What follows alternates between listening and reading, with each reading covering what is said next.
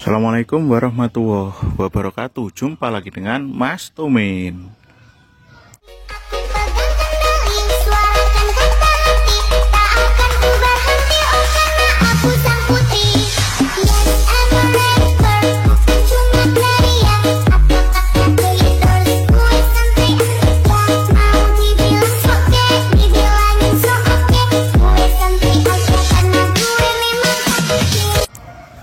Oke, selamat pagi semua. Salam akhir pekan ya.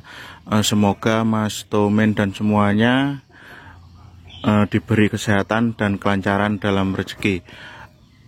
Mas Tomin pagi ini mau kasih tips sedikit untuk gimana cara kita memilih batang yang bagus untuk stek. Jadi kadang kita asal potong terus tancap. Jadi Mas Tomin kasih beberapa tips untuk cara pemilihan batang untuk stek yang bagus dan tepat. Nah, sebelum menyaksikan video ini, jangan lupa selalu dukung Mas Tomin dengan cara like, komen, dan subscribe. Terus kemudian untuk pemenang giveaway yang tadi malam itu Mas Tomin akan umumkan nanti sore, soalnya sampai hari ini masih banyak yang komen ya. Jadi kita beri kesempatan untuk yang lain.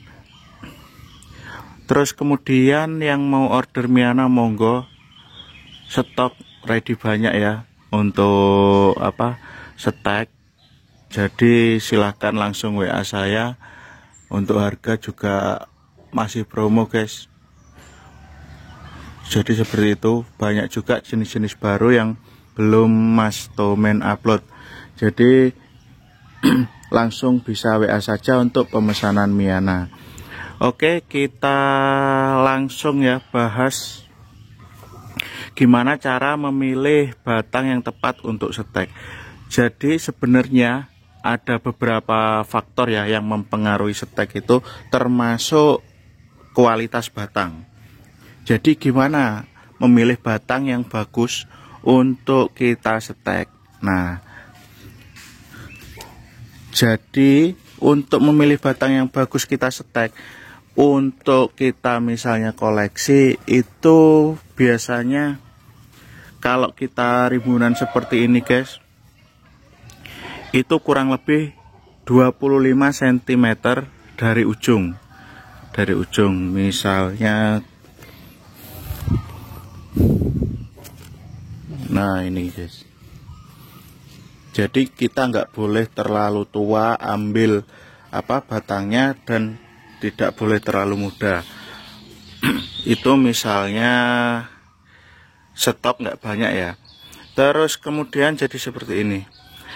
Ciri-ciri juga ya, untuk batang yang nggak begitu tua dia belum hitam. Nah, belum hitam, dan batang itu biasanya sekitar 4 ruas atau 5 ruas dari ujung. Itu batang yang sedang untuk stek. Terus kemudian bisa juga kalau misalnya kita mau replant, itu bisa juga 3 tangkai atau 3 ya dari pucuk ya, paling sekitar 10 cm atau 15 cm. Itu misalnya kita mau budidaya. Bisa stek pucuk batang muda itu sekitar 15 cm.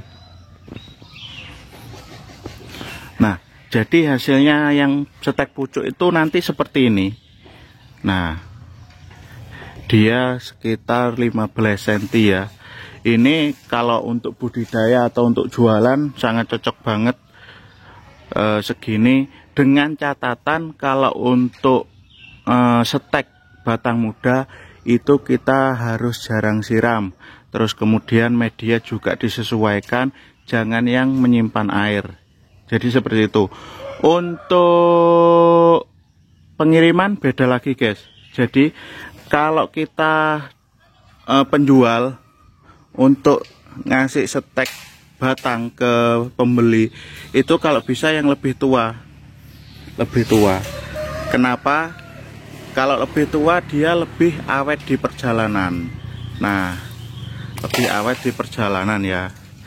Jadi yang agak tua itu biasanya hampir hitam batangnya, jadi agak hitam, terus kemudian agak keras, jadi beda sama yang atas itu ya.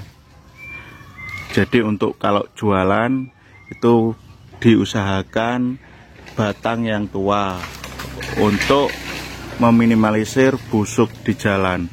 Jadi ada 3 pilihan dengan cara-cara tertentu.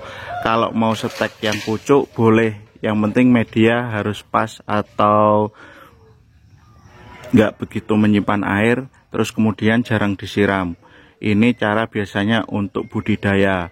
Terus kemudian kalau kita punya stoknya sedikit, cari batang yang sedang. Jadi jangan terlalu tua, jangan terlalu muda. Sekitar 25 cm dari ujung. Itu yang sangat ideal kalau menurut saya. Jadi bentar ya, saya kasih contoh. Batang misalnya kita mau stek yang ideal untuk kita koleksi di rumah. Nah ini, jangan heran guys kalau Miana Mastomen banyak yang dipotong, soalnya dijual ya. Nah ini sisa 1 batang. Kalau dijual, ini Mastomen kasih segini, langsung del habis. Ini buang. Kenapa dibuang? Soalnya akan busuk. Jadi kadang ada orang motong terus besoknya busuk batangnya, itu salah motongnya. Nah, jadi kalau kita mau motong untuk koleksi sendiri atau tanam sendiri, usahakan di atas ruas yang produktif atau di atas tunas-tunas yang produktif. Jadi seperti ini. Nah, ini ada tunas yang produktif ya. Ini boleh dipotong di atasnya untuk kita tanam lagi yang atas. Nah, jadi bawah nggak akan mati, soalnya nutrisi dari tanah ke atas ini masih ada yang konsumsi daun-daun ini. Tapi kalau misalnya kita potong langsung bawah gini, ini pasti nanti kering atau busuk. Nah, jadi kemarin banyak yang tanya juga, Mas, saya kalau motong Miana mau saya tanam lagi, itu batang sisanya pasti pasti busuk kalau enggak kering. Nah, itu salah potong guys. Mungkin karena motongnya di bawah cabang yang enggak produktif. Tapi kalau misalnya kita motong di atas cabang yang produktif, ini nanti sari makanan yang ke atas itu masih bisa dikonsumsi di cabang-cabang berikutnya. Makanya nanti bisa melebar ke samping dan ini bisa ditanam. Jadi seperti itu. Misalnya segini ya. Nah, ini kita potong. Ini sekitar 25 cm. Ini kita potong. Ini nanti masih hidup. Ini nanti masih hidup.